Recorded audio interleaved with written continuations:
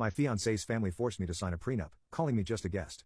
But when I inherited millions, I flipped the script, smiled, and said, let's talk about what's really mine. I met Brian in college.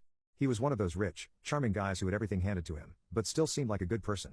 His family was incredibly wealthy, with a big estate in the Hamptons, a vacation home in Aspen, and a Manhattan penthouse fully paid off. However, Brian never showed off his wealth or made me feel less than him. After 5 years together, we got engaged. I was thrilled. I had a good job and worked hard, but I wasn't rich like them. I didn't think it mattered until I met his parents. The first clue was Brian's mom, Megan, inspecting my engagement ring like it was trash. It's modest, she said. I tried to shrug it off, but things got worse. Megan and Brian's dad, Walter, invited me to lunch at a fancy restaurant. They didn't even bother with small talk. Megan just said, we need to talk about the prenup. Walter explained it was a standard agreement to protect the family's wealth. I looked at Brian, hoping he'd defend me, but he stayed silent. Megan leaned in and said, it's not personal, dear. You'll always be a guest in his home. It's just a formality. That hurt. It wasn't about the prenup itself. I would have signed it if Brian had asked me. But they made it clear I'd never truly be part of their family. I signed the prenup anyway. It said that anything I earned or got on my own would stay mine. They thought it was just a joke. After all, what could I possibly bring to the table? Then, 6 months before the wedding, my great-uncle died. I barely knew him, but he left me almost $9 million from his investments, real estate, and patents. I didn't tell Brian's family right away. I wanted to see how they'd react. Suddenly, they were treating me differently, fake smiles, fake kindness. Megan invited me to spa days, and Walter started calling me dear. It was sickening. A week before the wedding, they invited me to dinner. Brian was clueless, just smiling along. Walter slid a folder across the table, and Megan said in her sweetest voice, since your financial situation has changed, we should update the prenup. It only makes sense, right? I took out the original prenup from my purse and slid it across the table. I love this agreement.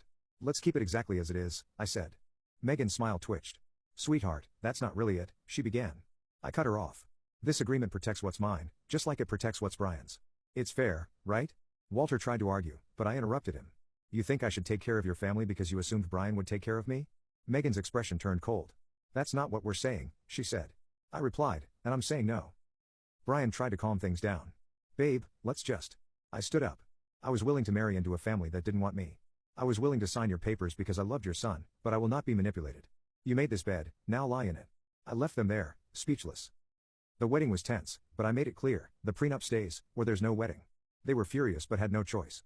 Brian and I got married, but things were never the same. His parents' anger grew, and Brian couldn't decide whose side he was on.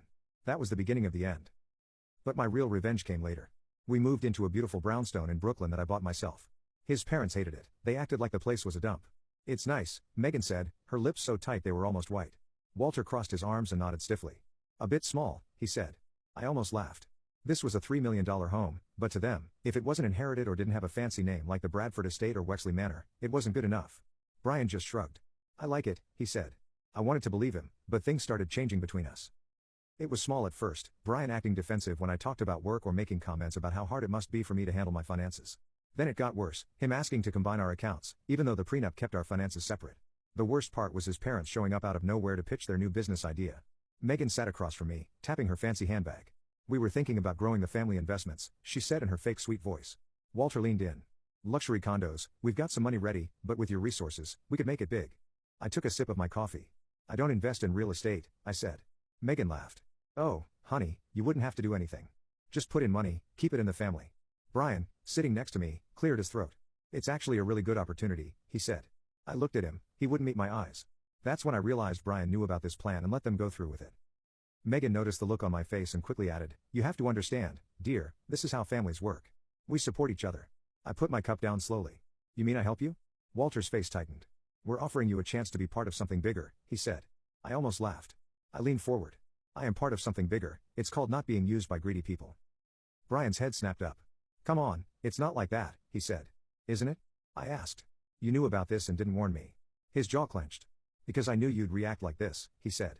Oh, so I'm the problem? Megan sighed. Don't be so emotional, dear. My voice was cold and clear. Get out. They looked shocked, even Brian. Walter scowled. Excuse me, I said, standing up. Get out. You think marrying your son gives you access to my money? You think I owe you something? Megan's face hardened. We just want to show you how our family works, she said. I smiled. Good news, I get it. And that's exactly why I want you to leave. Walter stood up first, his face angry. You'll regret this, he said. Megan stood too, smoothing her perfect dress. Brian, she said sharply, are you coming? Brian looked between me and his parents like he was trying to decide whose side to take. I just need some air, he muttered, Then he left with them. He came back that night, looking like he'd been fighting with himself all day. I just needed time to think, he said. I crossed my arms, and he sighed. Look, I get that you don't like them, I said. This isn't about liking them, it's about them treating me like a bank. He hesitated. They just want what's best for the family, he said. I stared at him. Define family, I said. He swallowed. Us, he said. I raised an eyebrow. He hesitated, and my heart sank. Wow, he groaned. Can we not do this right now? I laughed without humor. Oh, we definitely are doing this right now, I said.